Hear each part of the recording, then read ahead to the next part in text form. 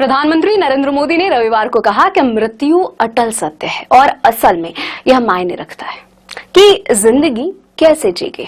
Podcaster Lex Fridman के साथ एक पॉडकास्ट में मोदी ने कहा कि मृत्यु को लेकर चिंता करने के बजाय जीवन को गले लगाना चाहिए। यह पूछे जाने पर कि क्या वह मृत्यु से डरते हैं, प्रधानमंत्री ने कहा कि हम निश्चित रूप से जानते हैं कि जो जन्म लेता है उसकी मृत्यु तय है, इसके बावजूद जीवन का फलना फूलना तय है। उन्होंने कहा कि जो चीज निश्चित है उसका डर क्यों, इसलिए आपको मौत पर चिंता करने के बजाय जीवन को गले लगाना चाहिए। इस तरह जीवन विकसित और समृद्ध होगा। प्रधानमंत्री मोदी ने लोगों से आग्रह किया कि वे चिंता में समय बर्बाद न करें, बल्कि अपनी ऊर्जा और अपने जीवन को समृद्ध बनाने और दुनिया में सकारात्मक योगदान देने में लगाएं।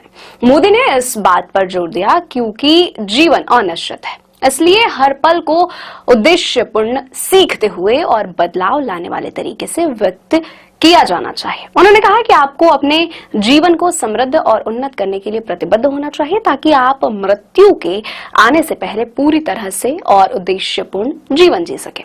आपको मृत्यु के भय को छोड़ देना चाहिए। उन्होंने कहा कि आखिरकार मृत्यु अवश्य भावी है और यह चिंता करने का कोई फायदा नहीं है कि यह कब आएगी। साथ ही मारी की पॉडकास्टर लेक्स फ्रीडमैन ने कहा कि प्रधानमंत्री नरेंद्र मोदी को यह बताकर चौंका दिया कि वे बातचीत से पहले करीब 2 दिनों से उपवास कर रहे थे।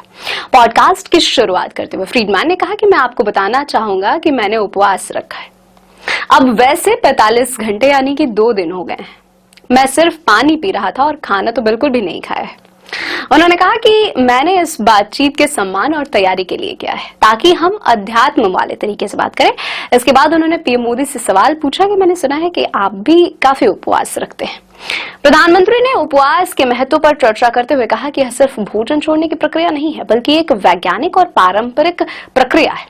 उन्होंने कहा कि उपवास से इंद्रियों की शक्ति बढ़ जाती है, मानसिक स्पष्टता बेहतर होती है, अनुशासन और आत्म संयम विकसित होता है, शरीर को विषमुक्त करने में मदद मिलती है। उन्होंने यह भी बताया कि उपवास के दौरान वह अच्छे से हाइड्रेट रहते हैं ताकि शरीर में ऊर्जा बनी रहे।